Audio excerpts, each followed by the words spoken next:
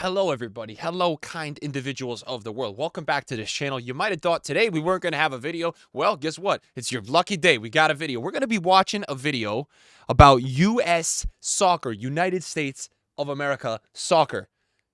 That's crazy. That's what we call our football team. They call it a soccer team. So I'm just referring to it as what we call it. I know it's football. I'm one of the only Americans. I'll tell you, it's football. It is football. I like to call it football. Look, we're going to be watching this video. This is from a YouTuber, Visa. You may have seen some of his videos. We've watched one or two over the years. He was a friend of mine. He used to be in the FIFA community. And, well, we all know kind of what's happened to FIFA over the years, right? So he's kind of just doing content around football. He's doing some really good content, guys. So make sure you follow his channel. I'll link it down below. He does a lot of different videos on different players, breaks stuff down. I just want to hear his stuff about what he's saying with the U.S., what he thinks going forward, because he is British. So I want to hear from his perspective, you know, on the outside, what he thinks. I've got my own perspective. We didn't even make any videos on it. The fact of the matter is, guys, all right, what we have done in the last, let's say, with this golden generation, last 2 to 3 years, it's disgraceful, man. It's actually disgraceful. All right. We just got booted out. Listen, we were in the round of 16 in the World Cup. We thought we were doing something crazy, right? Well, we're great. Okay. We did okay. We did okay. Okay. Where do we go from there? We had our own Copa America tournament hosted in the United States, and we got grouped, bro. We got grouped. We got grouped in a group with Panama and Bolivia and Uruguay. We got grouped. Now, respect Uruguay. And Panama's looking like they're better than us because guess what? They just beat us, all right, in the semifinals, and we finished fourth in whatever tournament we just played in, and Panama went to the final. They almost took Mexico out as Mexico then just went through, scored a penalty late in the game. They played a very close game. Look, we're not progressing forwards. I, in fact, think this year, in the last, let's say, 9 months, our team has gotten worse. We brought in Mauricio Pochettino. Look, there's a lot of variables. He's probably going to talk about some of them. If you like the video, drop a thumbs up. Without further ado, we're going to get right into it, guys. Let's go. A few months ago, my Twitter feed looked a lot different. And yes, I still call it Twitter, not X. Mauricio Pochettino, I call it Twitter too. The biggest name, by far the man with the most experience, and by far the one with the most reputation, takes the role as the head coach of the US men's national team. And my feed was full of what the a kilometer and eagle making sounds over American flag videos. I don't know why, but I always find American culture around football, and I will call it football because that's just what we call it, but soccer, I always find that on the surface level for the general population, the interest in football for the entire nation is just fake. Where like most things in American culture, I'm gonna expand, give a thought real quick on what he just said. I will say this, guys. People on the outside, I live here, trust me. And also, listen, I'm in the New York area, right? Football is massive here. Football is massive in Miami. Football is massive in certain spots of the U.S. I think California, I think Michigan, it's really popular. The fact of the matter is, what he's saying is actually right. We don't actually have that many fans for the U.S. national team. We have people that will get behind it, but we don't have the diehard fans because there's so many sports here. And the people, and there's lots of them that are diehard fans in America, they're supporting other national teams. A lot of Argentina people in America. A lot of Brazilian people in America. A lot of Mexican people in America. So they're all supporting other national teams. And that's where there's that disconnect because people see our support for our national team and they're like, do people even like this sport here? It's very popular in the United States. But just to give you guys some of my perspective on it. It all comes down to capitalist greed. This is true as well. Force advertisements down your throat at all times and charge you the most money for the least entertainment possible. That is what we saw in this international break, the Nations League. Now, this isn't just in the EU, it's also in CONCACAF, where the likes of Mexico, Canada, USA, Panama, Costa Rica, many other nations, Jamaica was involved in this competition. The final four, Panama versus USA, and Canada beat Mexico. Now, the important thing to keep in mind here is one thing. The World Cup is held in the US alongside Canada and Mexico, but US will of course be the main draw and the main brand for it, of course, obviously, because that is where you'd imagine the most money. And I also spoke something along the lines of this when I spoke about my Inter Miami Messi video as well. So comment about your thoughts on the state of the US men's national team. Like, subscribe, and Mazola Designs for the best prints all made by myself. Link down below, top description. Let's get into it. So here we go, the Mauricio Pochettino era has begun. Semi-final of what is a trophy for the USA against Panama, who they've had a lot of very tough games and tough results against them. They're somewhat become somewhat of a rival of them because they just keep on getting the better of the USA. And they really shouldn't be considering their resources. It was Panama that beat them in the recent Copa America that sent them out of the tournament. It was Panama that knocked them out of the last Gold Cup. And when they had the opportunity to avenge with the first game under a brand new manager, who's a big name, who's brought high expectations, this was the turnout. A pathetic showcase and reality of the public interest into the sport in America. Now, this isn't me saying that America doesn't care about football at all, but definitely nowhere near in comparison to other sports. And alongside that, the money that they charge for these type of games, people just don't care enough to pay the money that they charge. We're speaking hundreds of dollars here at a time. Panama beat them in the 90th minute with a winner. You would have seen clips online of the man who scored the winner running over to Thierry Henry, celebrating with him, calling him his idol. That is a really incredible moment.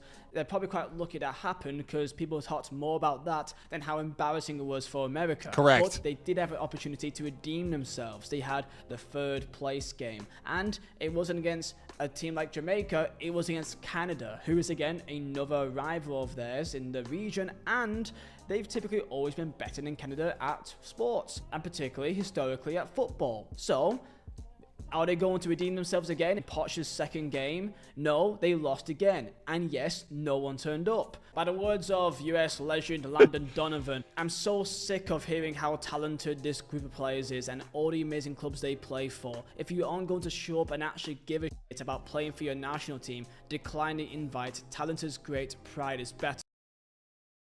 This guy is spitting, and this is one of the guys that is a prime example of giving a crap. This guy, every time he put on the kit, Dempsey, Tim Howard, these guys in the past, you look at what they accomplished wherever they went, nothing crazy. When they played for the U.S. national team, boy, did these guys overachieve as a squad.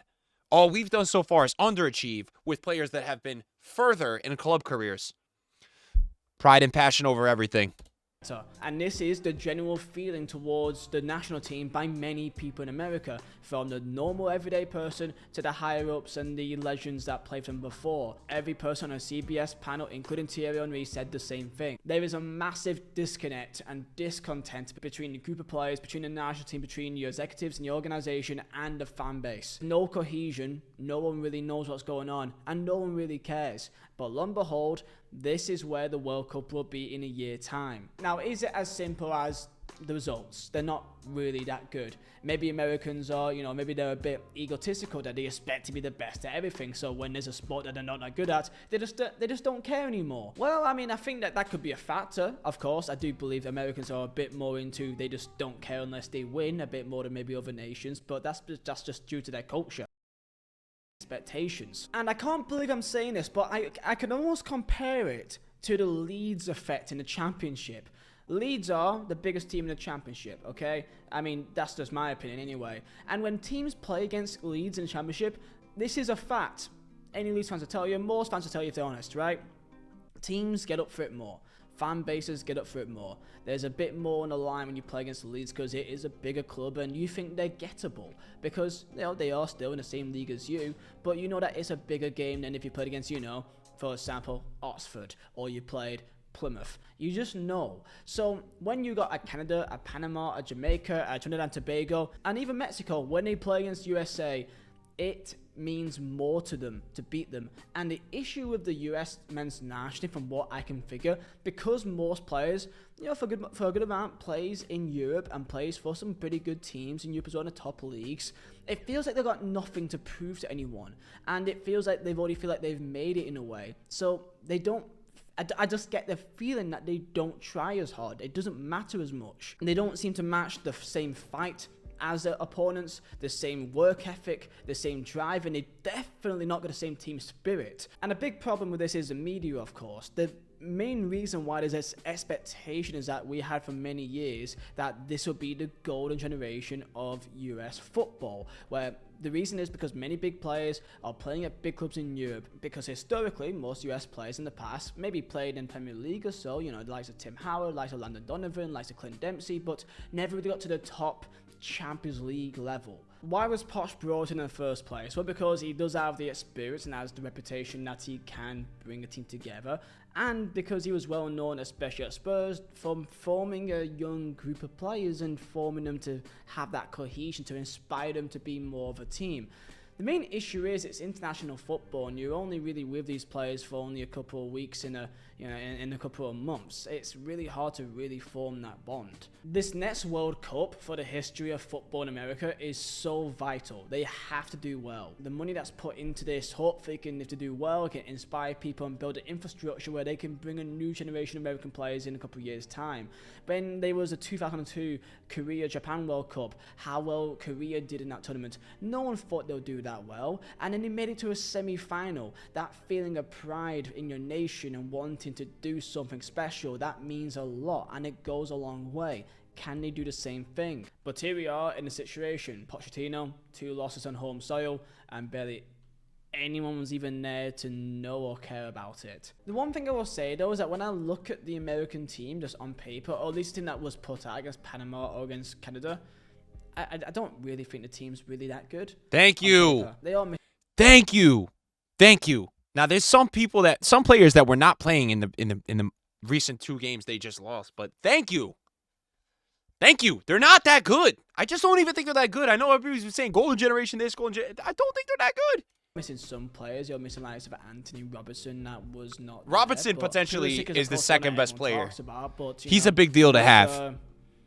Dest, Robinson, McKennie, like, they're not bad players, but realistically, I just don't think as a team they're that great anyway. Which therefore lies this mismatch of expectation to what is actual reality. And for that reason is why people in America typically, for the most part, just don't really care. And if you keep trying to charge them over the top to see it, then this is what you're going to get. And one key thing here is that there's a severe lack of competitive games that America will go through before they come to that World Cup. The CONCACAF Gold Cup is really the only competitive games they're going to have before the World Cup happens in over 400 days. And yes, they may have Poch to have an extended camp with more of the players during this time period, but there's one main issue here. The FIFA Club World Cup, including Juventus and including Borussia Dortmund's the likes of Timothy Weah, Weston McKennie, Gio Reyna, they will be missing some key players for that only time they actually have some competitive games going on. And then after that, they've only got 4 other international time windows where they could have September, October, November, and March in 2026 to have some pre-season World Cup friendlies. That's not a lot of time actually to really change much of a team. And don't get me started on the entire US pay-to-play system that is basically a leech that has put itself into the entire youth system in America. I can't believe this is actually a thing, but I can believe it because it's America and they love to make money out of things that is not necessary. Thousands of families in the US pay thousands of dollars to keep their kids in elite level academies.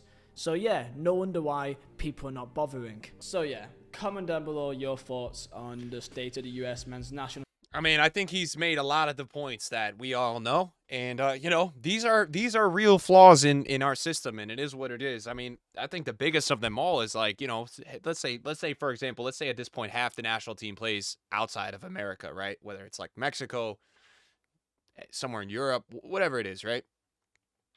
The biggest problem for me is that half the team is not really battling in any real battle. I mean, the way that when you do a relegation promotion system, it puts a lot more realistic, stressful situations. I just feel like the MLS is just, another game in another week.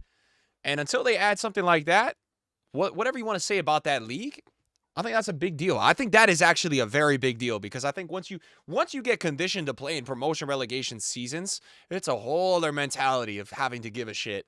Just my thoughts. I think this was a good video. Hopefully you guys enjoyed it. Peace.